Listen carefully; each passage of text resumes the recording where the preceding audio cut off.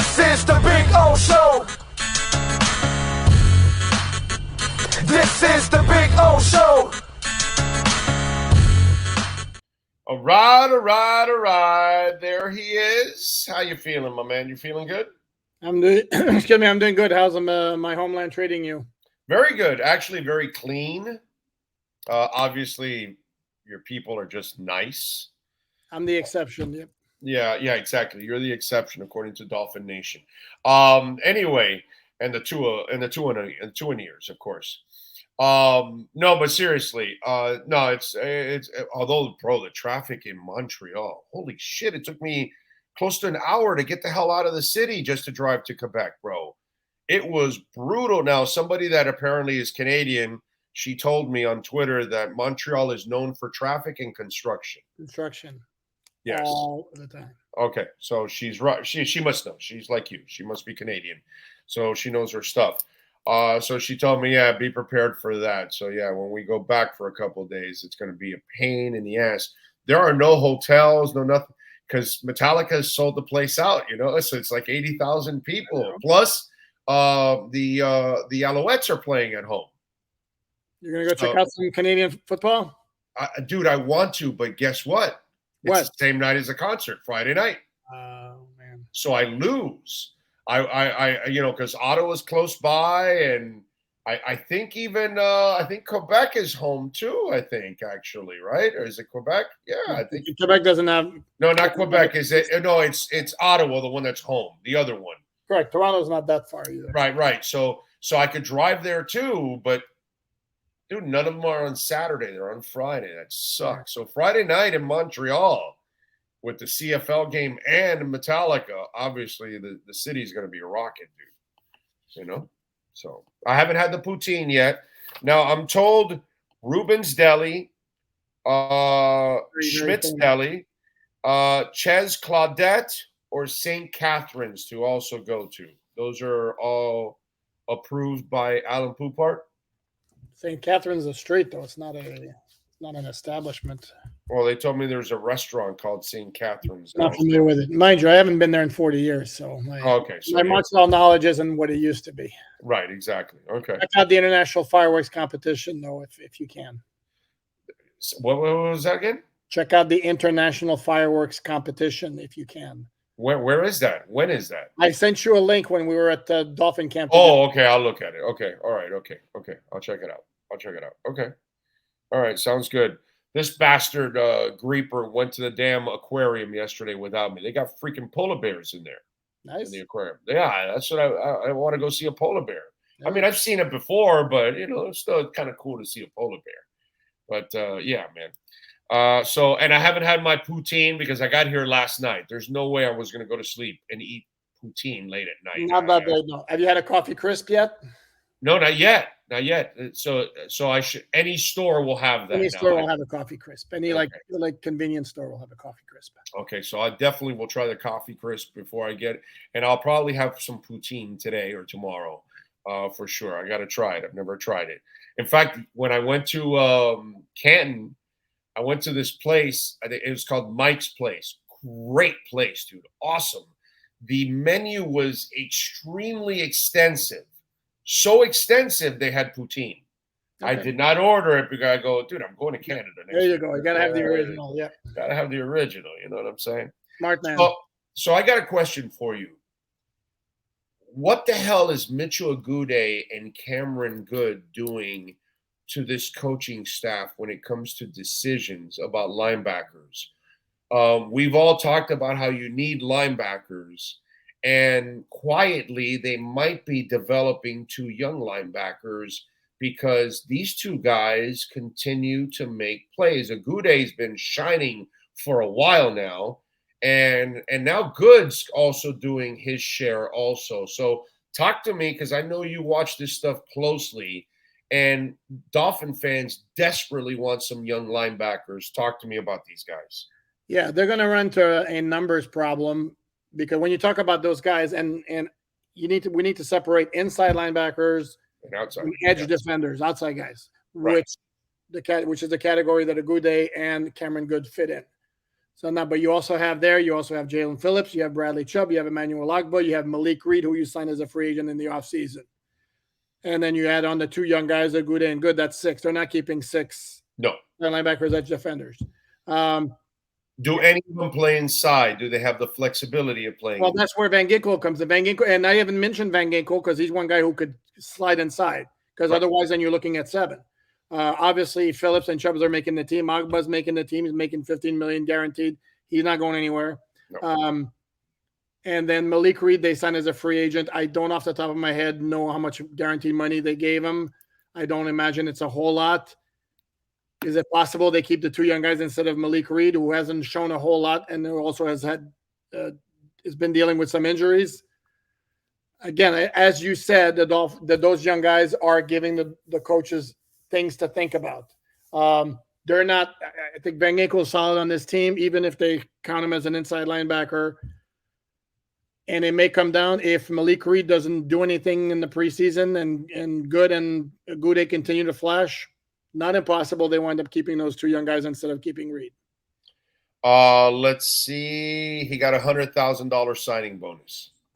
That's not keeping him on the team. Yeah, it's not keeping. His average salary is $1.2 million.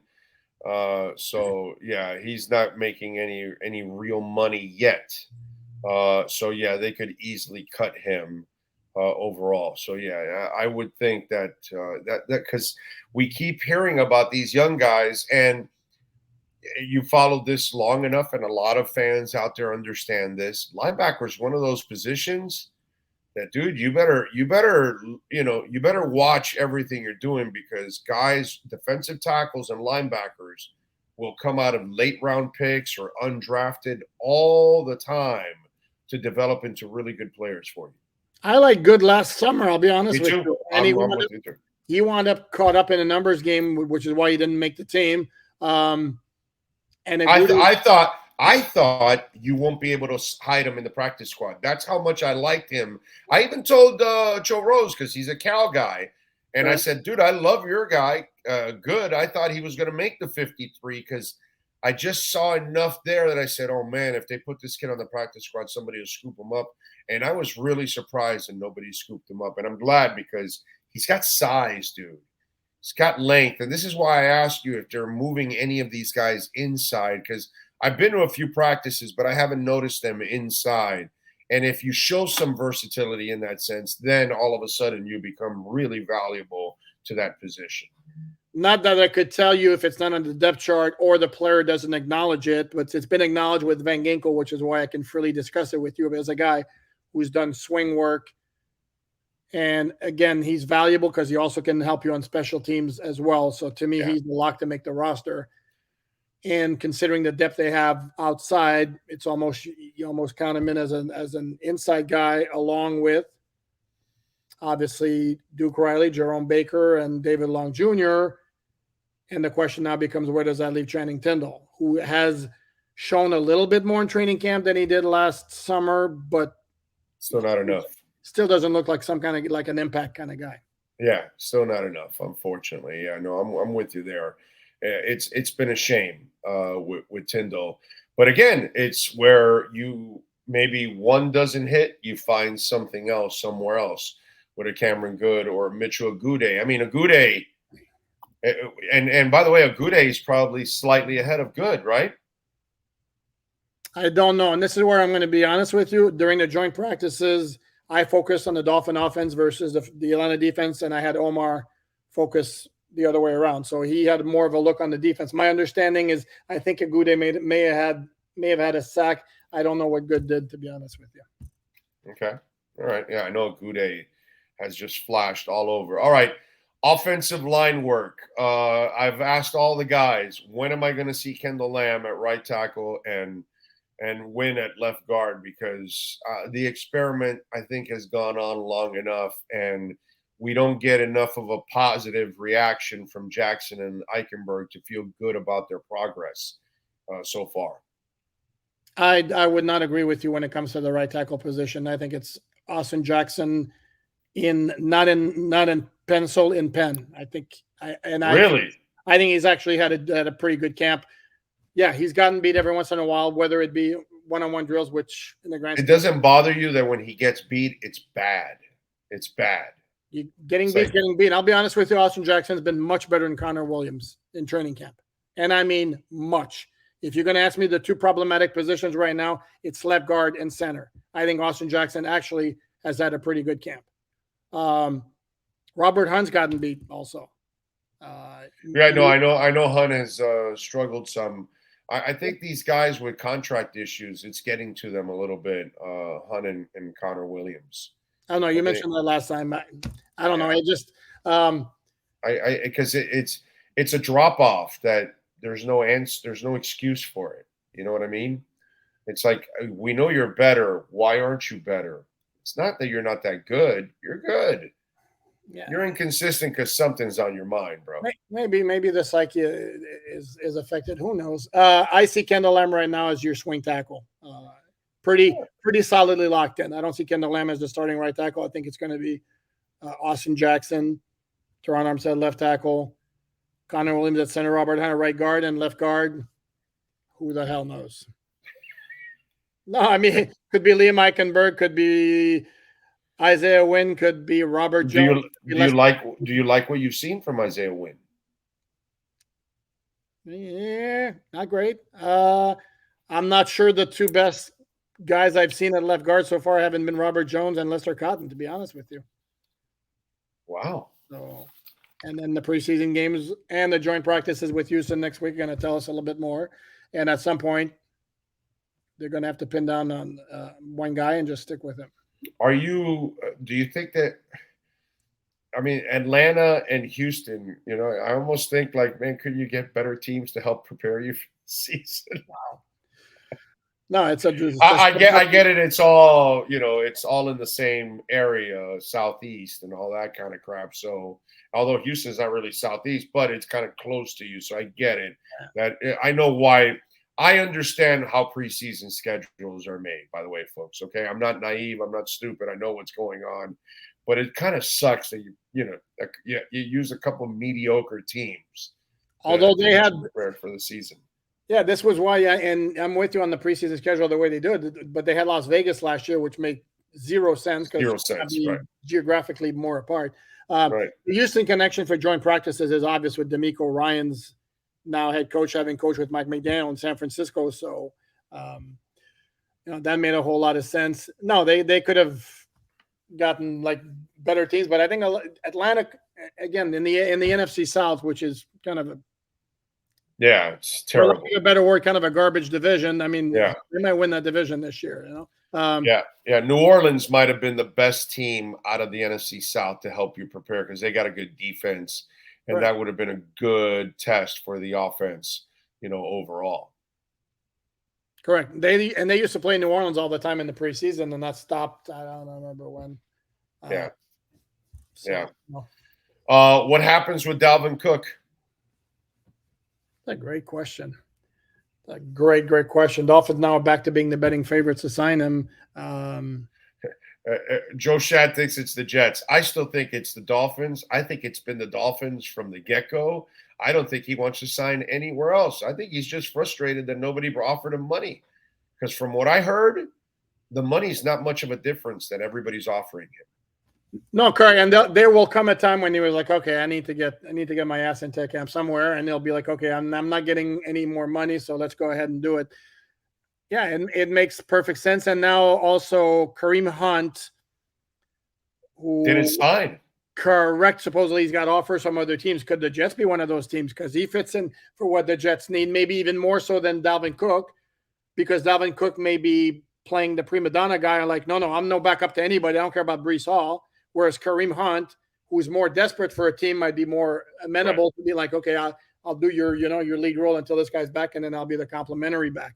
So that makes a lot of sense what you're saying right there. That makes a lot of sense. Plus, I think they got the feel in New York that he wants to be in Miami when it's all said and done. He's made it feel like some people, his feed has all Jets. Not really. If you look at it, it's Jets stuff that's including him in it. It's not about the Jets. It's about Dalvin Cook being mentioned in the Jets thing. And that's why some of you out there, it's like you're not really paying attention to what's going on. So I still think he's going to be here when it's all said and done. I really do. I don't think he ends up anywhere else. I don't think anything has changed. I'm tempted to think that you're going to be right. And then the worst thing, if I were to advise him, the worst thing he can do is don't sit out the year because you don't get the contract you want, because I'll point you to Le'Veon Bell and see what that did for his career. Bro, go get your $4.5 million from Miami. You're getting 2 more from Minnesota. You're making 7. You're fine, bro. Just move on and look at the landscape. They don't care about you. None of you. It don't matter if you're Derrick Henry, and it doesn't matter if you're Saquon Barkley or Aaron Jones or Joe Mixon or Eckler or Josh Jacobs, or it doesn't matter. They don't give a shit about you, bro. So take whatever you can get now, because it's only going to get worse. Correct. It's not going to get any better. More people will become available in free agency and trades and all that. That's what's going to end up happening. They're not scooping these people up. It's crazy. And it's a tough pill to swallow for guys who have always been special in their field. Now to be told, you guys are pretty much interchangeable. Doesn't matter. Well, you don't want to play for that money. We'll get somebody else. Yeah, that's a big blow to the ego. And don't kid yourself, all NFL players have a lot of ego. So big time. Tough. Bro, there's no freak bigger than Derrick Henry. Yep. And nobody in the league is saying, you know what, man, we're a running back away, or we're a dynamic player. Let's go trade for this guy. And this guy will bring us a title. And nobody makes a move for Derrick Henry, dude. How weird is that?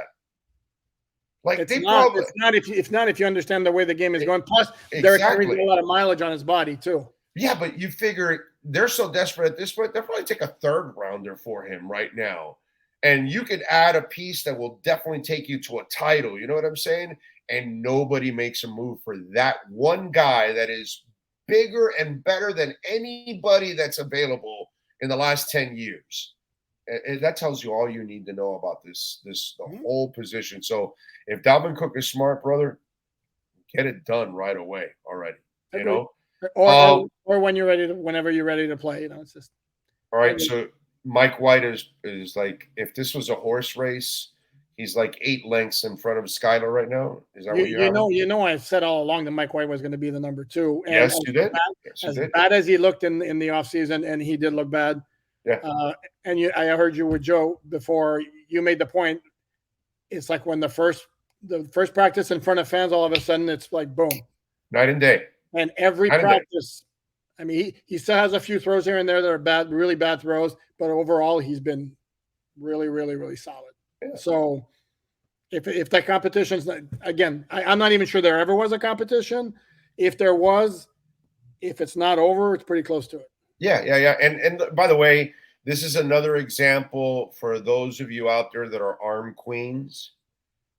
It's not about the arm, bro, because Skylar has the best arm. He has the strongest arm in camp. Right. But that has nothing to do with him. Mike White has, just like Tua, you know, it's about intelligence and ball placement and those kind of things. In the end, that's what makes you a great quarterback, not because you can throw it 150 miles an hour. And sometimes too many of us have this love affair with just athleticism. And yeah, when you saw it early on, Skylar has more athleticism to him. But since the lights went on, dude, since the fans came in, you know, so in other words, remember, Mike White doesn't give a shit about you and me. Okay. So while we're there, it's like, yeah, I'm not here to impress you schmucks. Okay. When the fans get here, now I'm here to impress them. You know what I'm saying? So that's kind of the way. Yeah, but it's weird though. It's completely weird because it's like it is. Okay, I mean, we joke about I don't care about the media and all that, and it's like, you know, once the fans are here, I'm going to impress the fans. Obviously, that's not what it. But there was something. It was like almost overnight. All of a sudden, he started bawling. Back in the day, you'll remember this. Keith Jackson, he wouldn't practice. It would be frustrating, and then on game day, Marino could find him in the open field, and he'd be making plays left and right. But that dude never practiced, and Shula hated it. You know what I mean? But he tolerated it because he was productive when it counts. You know what I mean? So it's just it's just one of those deals, man. Most, All right, what do you? Most talented tight end in Dolphin history. Probably, yeah, I would say. I mean, McMichael had incredible gifts.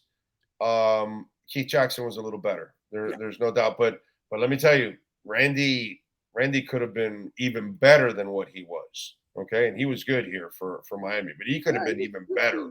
He has some sick athleticism, bro.